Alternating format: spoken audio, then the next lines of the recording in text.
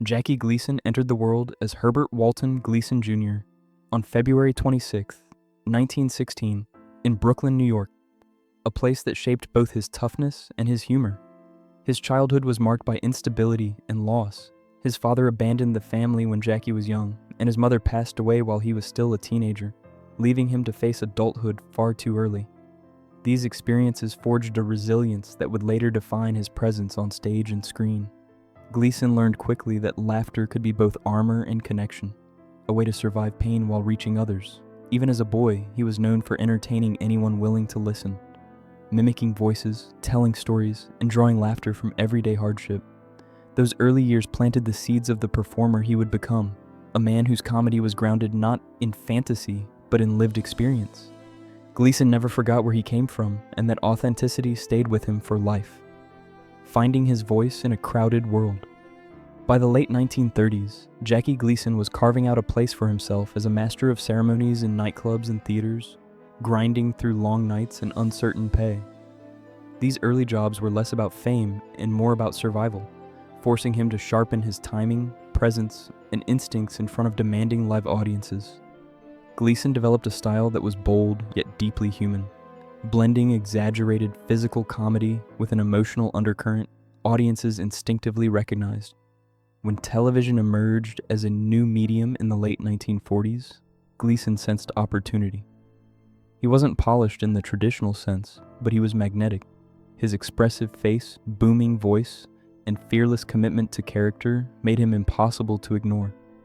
As America gathered around television sets for the first time, Gleason became part of that shared experience. He didn't perform at audiences, he performed with them.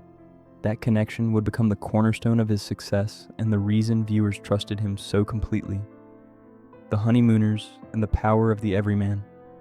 In 1955, Jackie Gleason cemented his legacy with The Honeymooners, portraying Ralph Cramden, a loud, ambitious, deeply flawed Brooklyn bus driver with dreams larger than his circumstances.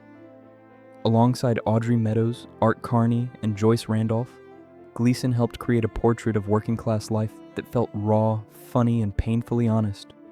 Though the series ran for only 39 episodes, its influence reshaped television comedy forever. Ralph Cramden wasn't a hero or a villain. He was human. His frustrations, schemes, and moments of tenderness mirrored the struggles of millions of Americans trying to get ahead. Gleason understood that comedy worked best when it carried truth, and The Honeymooners delivered that truth without condescension. The show's enduring popularity speaks to its emotional accuracy. Gleason's performance wasn't just funny, it was revealing. He showed that laughter could coexist with disappointment, love, and resilience, and that ordinary lives were worthy of being seen. Beyond comedy, a performer of many dimensions, Jackie Gleason refused to be confined to a single identity. While television made him famous, he continuously pushed himself into new creative territory. His variety program, The Jackie Gleason Show, blended comedy, music, and spectacle, showcasing his commanding presence and sense of showmanship. In film, Gleason surprised critics with his dramatic performance as Minnesota Fats in The Hustler, 1961, revealing a depth few expected from a man known primarily for laughs. The role earned widespread acclaim and proved he was a serious actor capable of quiet menace and emotional restraint. Music was another unexpected avenue. Gleason produced a series of lush, orchestral albums that became massive commercial successes, especially Music for Lovers Only. These records weren't jokes or novelties. They reflected his genuine love for atmosphere and emotion. Gleason understood mood as well as he understood humor. His career wasn't defined by versatility alone, but by the sincerity he brought to every medium he touched. Fame, illusion, and the cost of stardom. As his career flourished, Jackie Gleason witnessed the machinery of fame up close. He often reflected on how public images rarely told the full story, noting that celebrity could magnify both strengths and flaws. Gleason believed that audiences were sometimes too eager to turn performers into symbols rather than people. In later years, he spoke candidly about the emotional distance between the polished faces on screen and the complicated humans behind them. These reflections were not meant as attacks, but as reminders that fame can distort perception. Gleason understood that pressure, ego, and constant scrutiny could bring out difficult behavior, even in talented individuals. He cautioned against idealizing entertainers as moral examples, emphasizing that they were products of intense environments. For Gleason, honesty mattered more than illusion. He felt audiences deserved to understand that charisma and kindness were not always the same thing, and that success often came with unseen personal costs. Love, marriage, and a complicated personal life. Jackie Gleason's personal life reflected the same intensity as his career. His first marriage to Genevieve Halford lasted over 3 decades, producing 2 daughters but also enduring long separations and deep tension. Gleason's demanding schedule and personal habits often clashed with Genevieve's desire for stability. After their divorce in 1970, he entered a brief second marriage that mirrored a period of restlessness and declining health. It wasn't until his third marriage to Marilyn Taylor in 1975 that Gleason found lasting peace. Marilyn understood the entertainment world and offered companionship rather than conflict.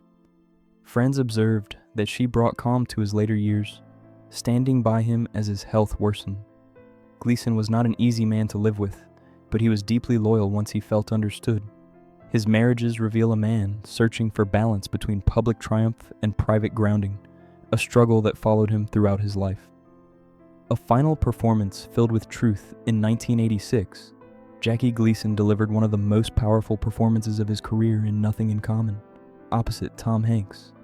Playing a difficult, aging father confronting illness and emotional distance, Gleason brought extraordinary vulnerability to the role.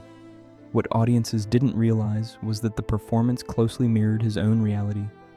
Gleason was battling serious health issues, including advanced cancer, yet chose to work through the pain without public acknowledgement. His portrayal carried weight because it was lived, not imagined. Critics praised the role for its restraint and emotional honesty, recognizing it as a culmination of everything Gleason had learned as a performer. The film became a quiet farewell, though Gleason never framed it that way. He believed in letting the work speak for itself.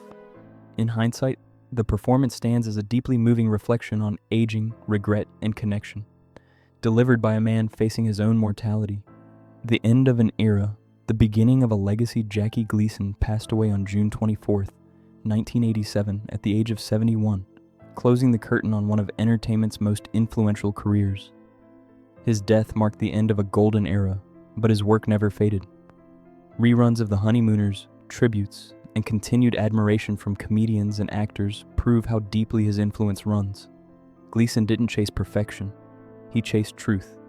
His characters were loud, flawed, tender, and unmistakably human.